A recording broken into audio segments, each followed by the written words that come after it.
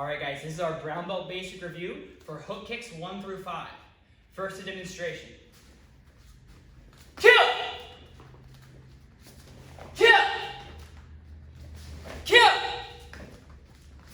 Kill! Kill! Kill! Now the breakdown, guys. Before we begin, the chamber for a hook kick and the chamber for a side kick is going to be exactly the same. So our knee comes up high, pulling towards our back shoulder.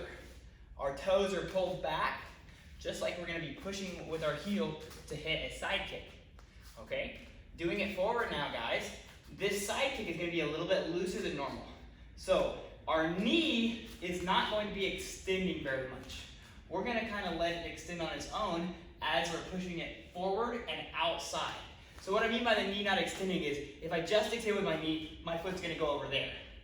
What I've gotta do is I gotta push with my hip, and then if I'm pushing with my hip, then my knee is gonna extend with the hip instead of one by itself. Okay? So, my hip moves. My knee and my hip, I'm drawing a circle like that.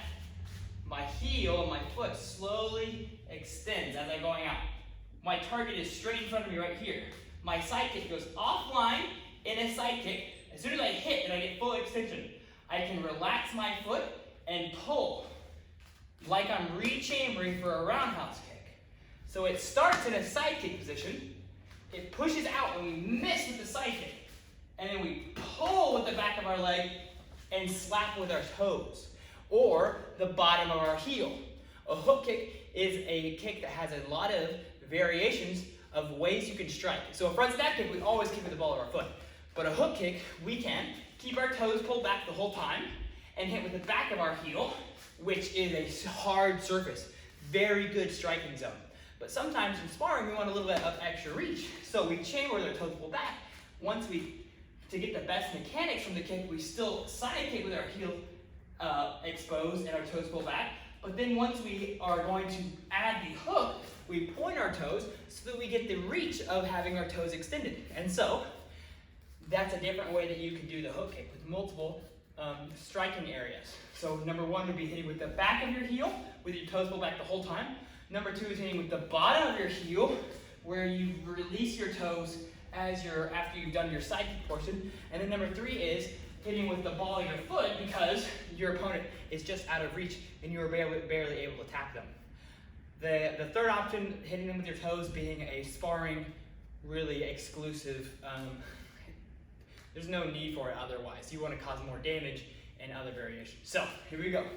Knees up high, pushing with the heel outside, pointing the toes to whip it around, ending just like this. Now for number two, I've got to bring my knee in high, push, and whip around. 3, slide my feet together, chamber, kicking offline and whipping. 4,